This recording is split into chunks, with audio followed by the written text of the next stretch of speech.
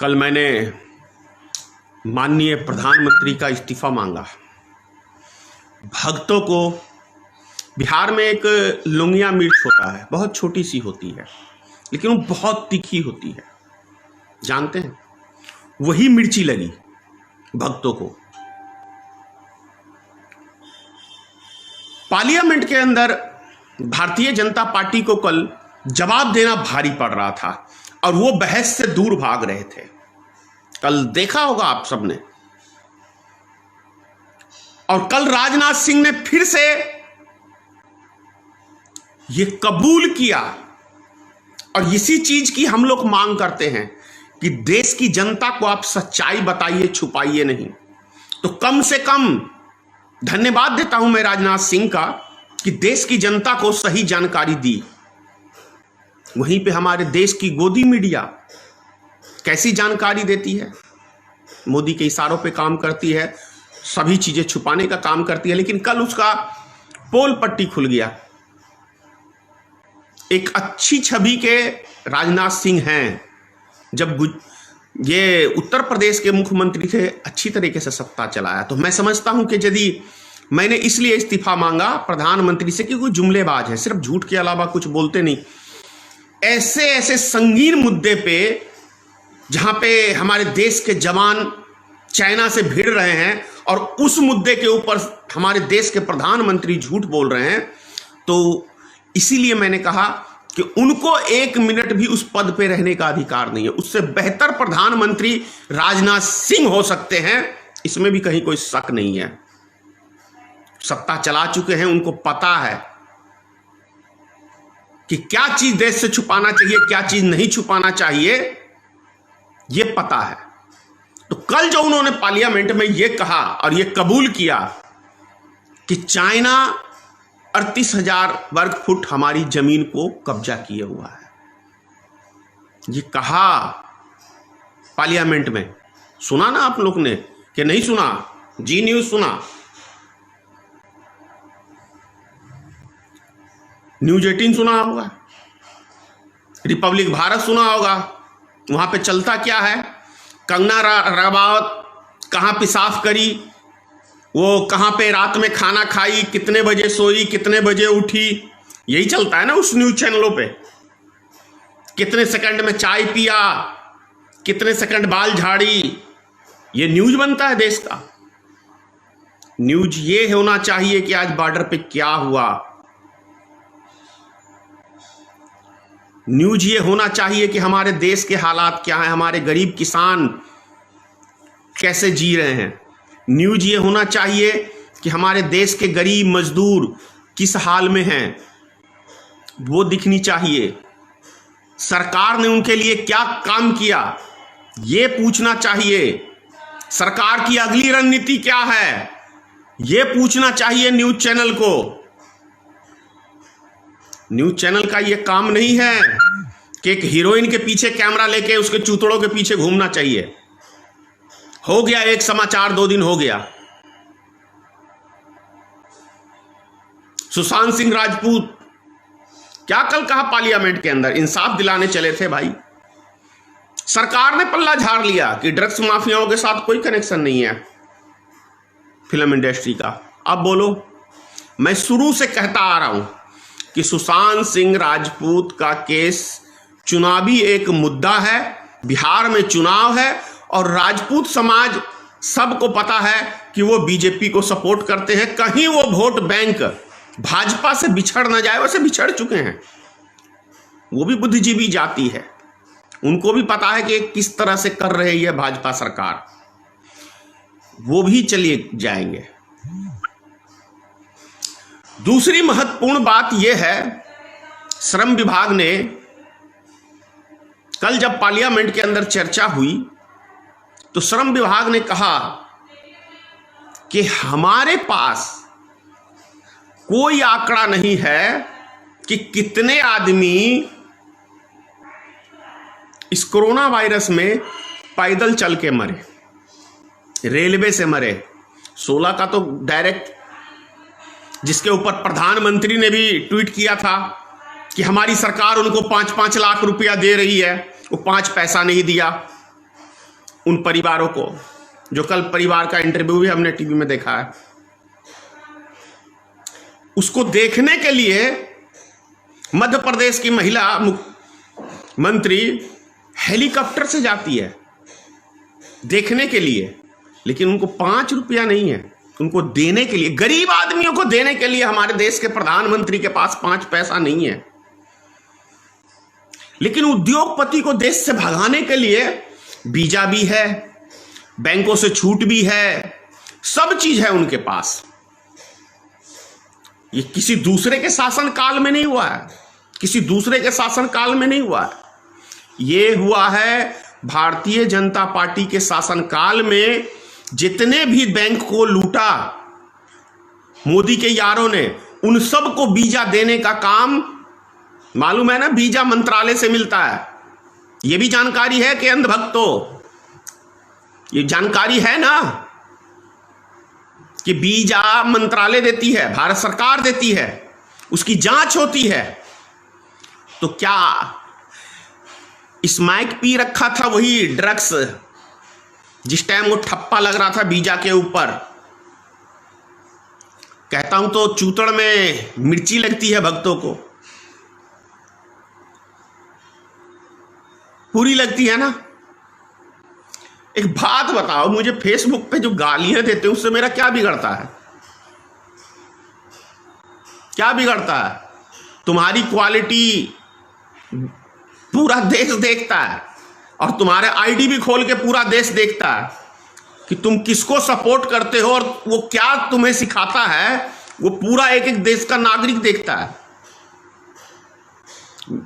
तुम्हारे चक्कर में मेरे मुंह से भी कभी गलत लफ्ज निकलता है, मैं खुद शर्मिंदा हो जाता हूं। जब भी गलत बोलता हूं तो मैं खुद उसका शर्मिंदगी महसूस करता हूं। लेकिन तुम जो मुझे गाली देते हो, कभी शर्म महसूस करते हो?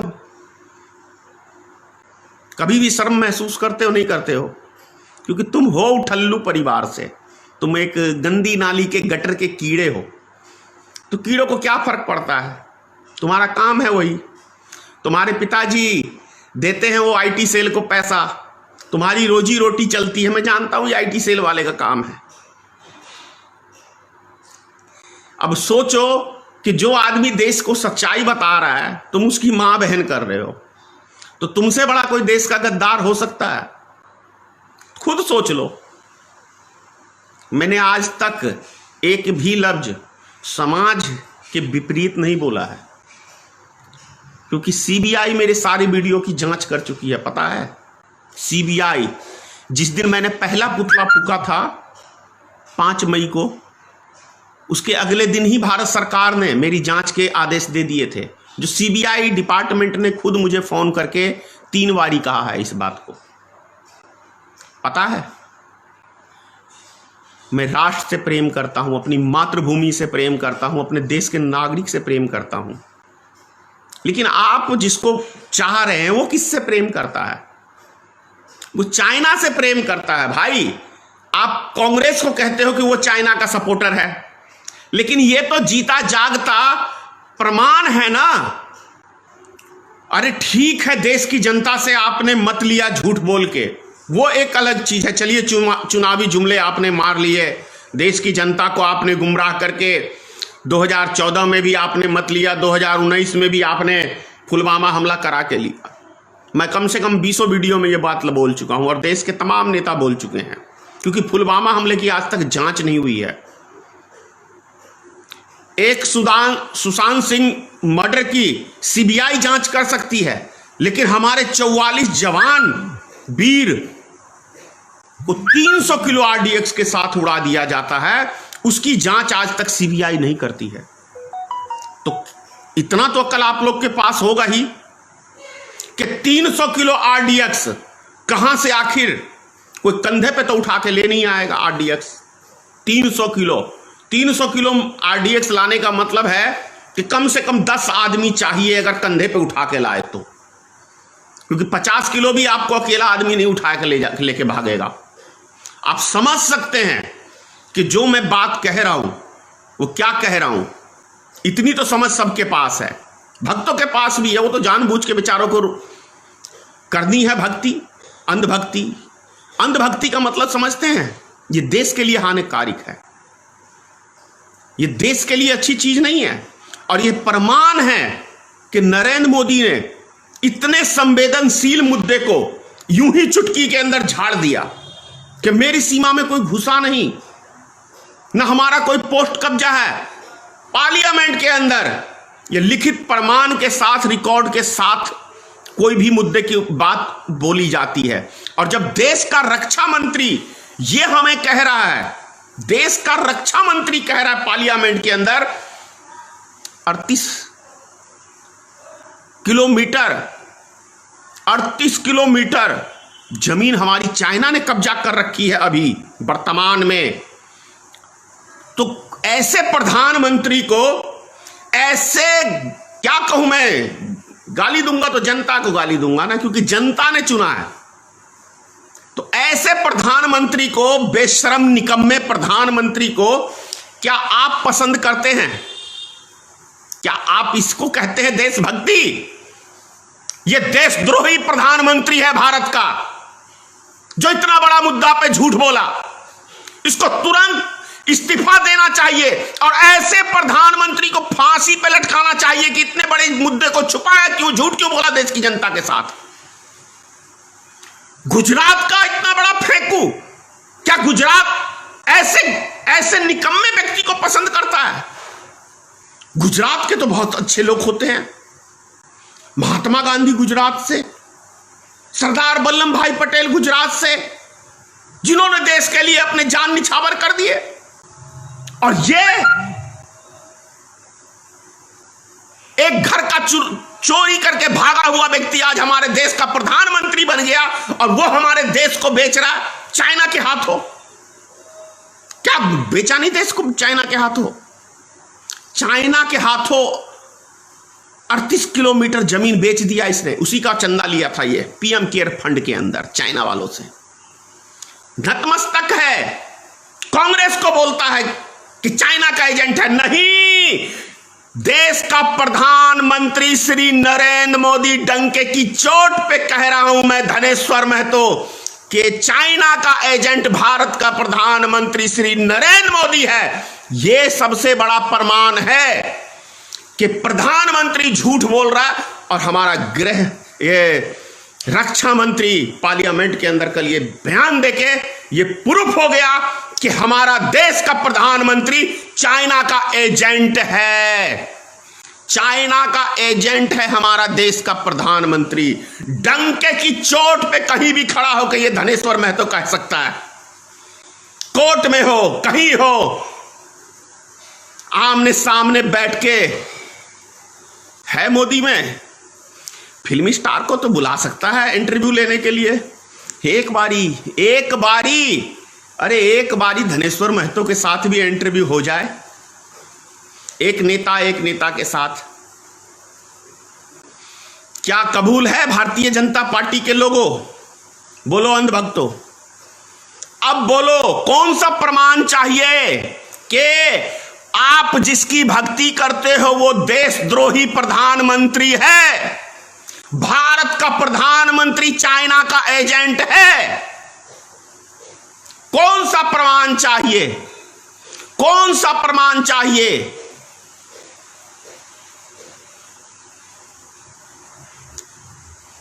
जिस तरीके से बंदूक से निकली हुई गोली वापस नहीं आ सकती, उसी तरह से मुख से बोली हुई बोली भी वापस नहीं जा सकती।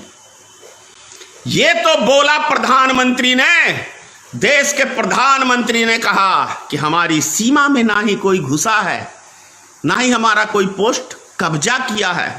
तो राजनाथ सिंह ने कल क्या कहा और उस टाइम में भी कहा था, लेकिन हमारे देश की गोदी मीडिया, अरे अर्नब स्वामी, भड़ुए पत्रकार, इस मुद्दे को क्यों नहीं उठा लेगा रिपब्लिक भारत में?